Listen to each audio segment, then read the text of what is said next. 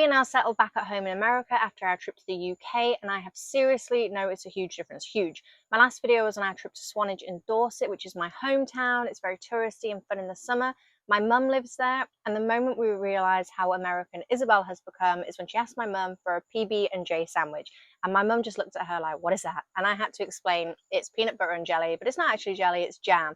But it is just your classic American sandwich. And we also noticed how much her little accent is more American than we realised. And she is only 3. I know there are only small, tiny things if you're from America, but in England, it made it more noticeable. So we then travelled up to the northeast of England to visit family in Newcastle and Durham. And then we moved on to York to visit my brother. And it's really noticeable how a lot of people, not everyone, but a fair few, don't realise just how big America is. People say, oh, how's America? Did you get to see it all? No, there's 50 states, different time zones. You can drive for hours and hours and still be in the same state. The UK has 1 time zone and 4 countries. You can drive from the top of Britain to the bottom in less than a day. America is huge. It is going to take a while to see all of it, even if we get to. Obviously, this isn't everybody, but a lot of people just don't realise just the scale of America. But our first stop was York, and I do like York. If you get the chance to go, it is great. It does have a rich culture and history. It was previously a Viking capital of England. It also has the most amazing cathedral, York Minster, that dates back to the 7th century. And that's what really stands out when you're coming from America, just how old everything is. And no trip to York is complete without a trip to the Shambles, parts of which have been preserved since medieval times. Just don't try going down there with a pushchair. It is chaos. But the Shambles was interestingly the inspiration for Diagon Alley in the Harry Potter films. You would actually think the films were set here. It is so similar. It wasn't set there. But if you go to the Shambles in York and you've seen the films, you will understand what I mean. There's a shop at the Shambles that sells ghosts, like little tiny ghost ornaments. Every time I've been to York, which is a lot over the years, we've gone to try and get one, but the queue is down the street. It's been years and we still don't have one. I can't queue in that. I'm not a queuer. The shop's called the York Ghost Merchants, and you can only buy them online occasionally.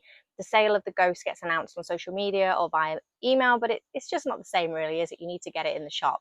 But maybe one day I will stand in the queue and wait, but we will see. But York mixes that old school charm with a lot of modern stuff. There are loads of pubs, restaurants, shops, markets. And it was while we were eating out that tipping came back into my head again. In my last video, I mentioned how tipping in America can feel like it's expected everywhere. And then it took some getting used to coming from the UK, where tipping is more of a, that was amazing, thank you, than a standard, you have to tip 20%. A few people agreed, and some said it's not actually expected in the States. But now that I'm back, I remember why tipping isn't really a thing in England. Honestly, customer service in America is just next level. Please don't take offense if you work in hospitality in the UK. This obviously won't apply to everybody. And I know from experience, it is a tough job and some customers can be an absolute nightmare. But generally speaking, after living in the States for 1 year and then going back to the UK, the difference is noticeable. The whole service experience in America just feels a lot more consistent. It's not even about the tip anymore. It's just good service.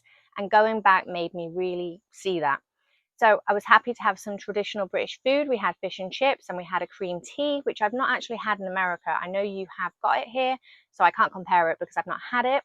House size, I already said in my last video how the houses in America are so much bigger. This really hit me when I went back to England, realising how much more space we have, and it really did sink in. Then on our way to Newcastle, we passed through the beautiful city of Durham. The northeast does have a rich history of coal mining and shipbuilding, but today it's a much different landscape as these industries have pretty much died out. Now it's more of a services-based industry, and this is reflective in the new landscape. They've got some great parks, beaches, and generally it is quite a safe place to live, albeit not as economically prosperous as the south, but it is a beautiful part of the UK. We enjoy going back here for the pubs, the best traditional fish and chips. You can see some unique landmarks here as well, like Hadrian's Wall, which was the edge of the Roman Empire in Europe. We've got the Angel of the North, and of course Durham Cathedral, which is one of the most renowned examples of Norman architecture within the UK today. We then briefly went into Newcastle and got our train back down to London for our flight, which was an absolute nightmare. We were delayed for over an hour on the train with a toddler, so that was great. I keep hearing about the Amtrak that I'm dying to go on. Hopefully one day we'll get to go on that. But yeah, we then flew home, and the first nice feeling was getting off the plane and feeling the heat. And honestly, the heat hit me as much as all of the other differences in the UK. Back home, you're packing for rain, even in the summer. In America, where I live at least, I'm in shorts, sunglasses, and everywhere has aircon. I do not need to worry about packing a coat. But then the UK does have walkable towns. Where I live in America, I can't just go for a walk. There's no pavements, and when I've got the pushchair with me, I don't want to be walking on the road. So it was nice to just walk everywhere where I was, or hop on a bus back in England, as there is a lot more public transport. I think I definitely took for granted that there is history everywhere you look back home. It is a completely different vibe. Neither one is better. They're just so different. And going back really made me appreciate both in a new way. But I still personally prefer being in America. We are heading to Hawaii next. That will be my next big travel video. I've always wanted to go and see Pearl Harbor, and the scenery and the beaches sound amazing, but any tips will be greatly appreciated. And we are hoping to squeeze in a few more local weekend trips before then, so I will hopefully see you soon with those.